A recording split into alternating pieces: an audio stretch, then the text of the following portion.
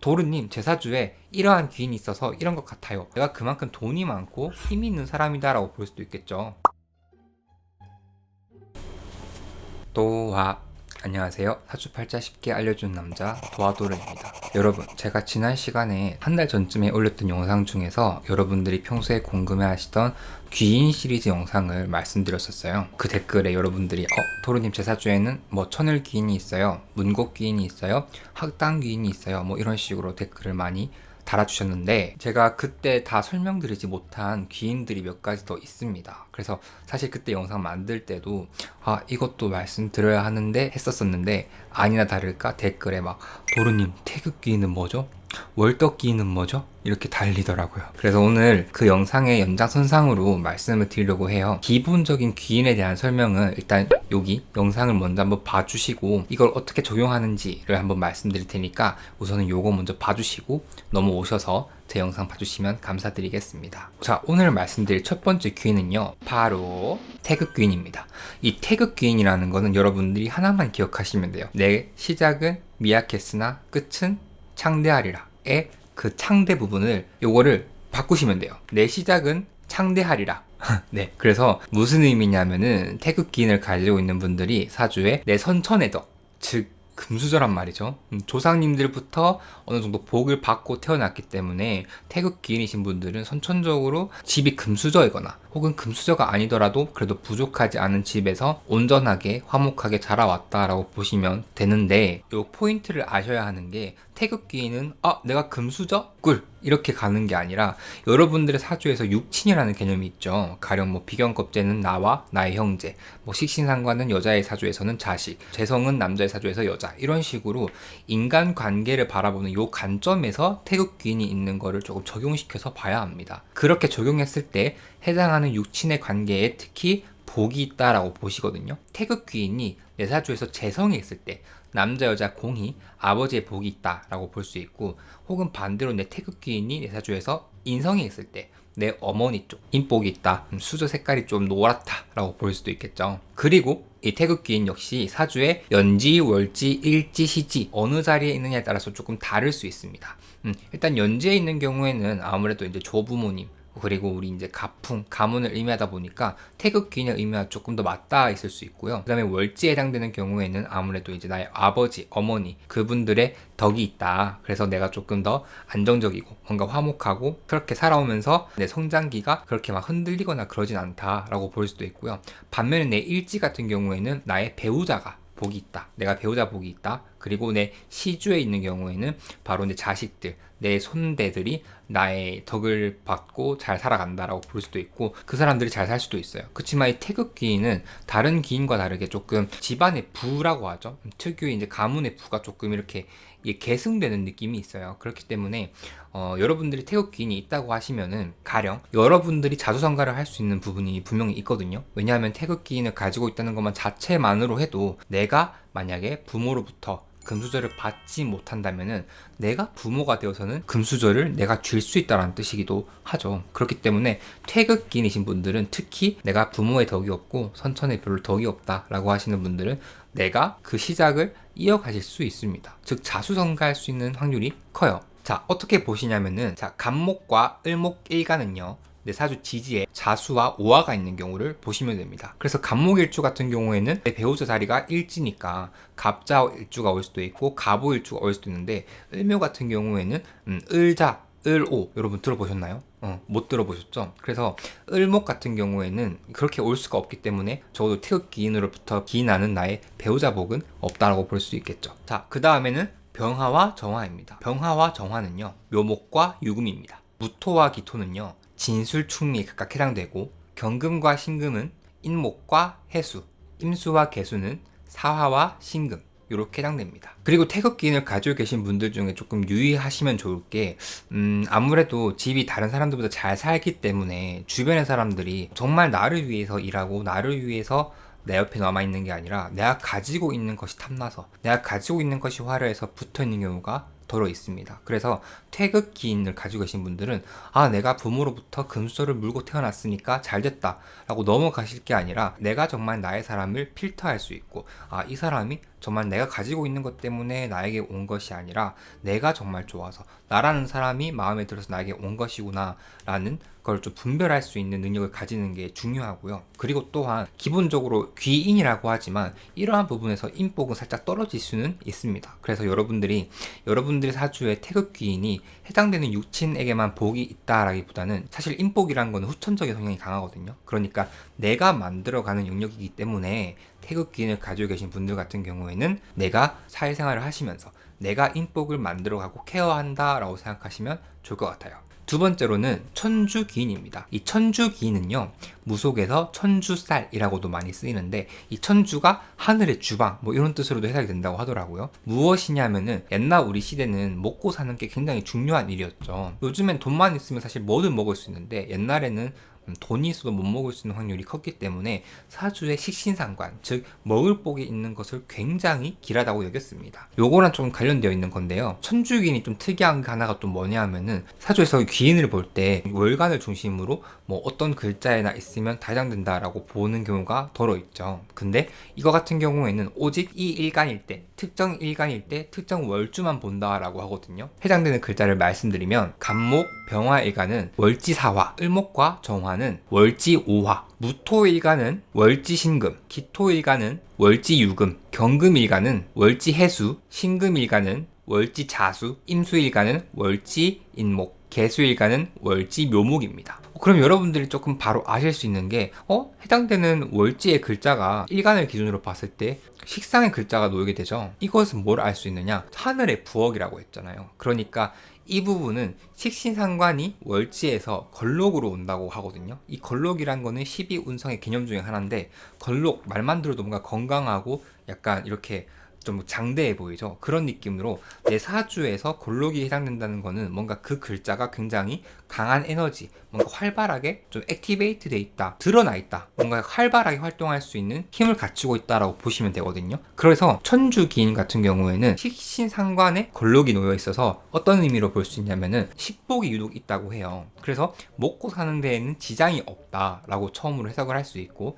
그걸 조금 더 확장시켜 보면은 먹고 사는데 지장이 없다는 것은 내가 그만큼 돈이 많고 힘이 있는 사람이다라고 볼 수도 있겠죠. 그리고 천주기인의 효과 중에서 내가 인생에 약간 애군이 많고 장애물이 많고 좀 다칠 수 있는 그런 수가 있으면은 그런 것들이 되게 스무스하게 흉이 아니라 길 혹은 뭐 중화한 일 정도로 바뀐다고 합니다. 또한 식신상관의 영역에 있다 보니까는 말로 하는 직업 혹은 내가 예체능적으로나 나의 끼를 발산하는 직업을 하게 되면은 내가 크게 발복을 해서 내가 처음에는 집이 좀 힘들게 살았어도 내가 나의 예체능적인 끼로서 명예를 얻어가고 그 명예를 말년까지 유지할 수 있다라고 보는 게 천주기인 혹은 천주살이라고도 해요. 자, 그 다음에 세 번째는 복성귀인입니다. 자, 이 복성귀인은요, 여러분들이 또 댓글에서 많이 여쭤봐 주셨던 귀인 중 하나인데, 복성할 때 이 복성은 복은 복되다 복에 복복자를 쓰거든요. 그러니까 이 복성귀인도 사실 그 부모로부터 받는 금수저의 의미로서 태극기인과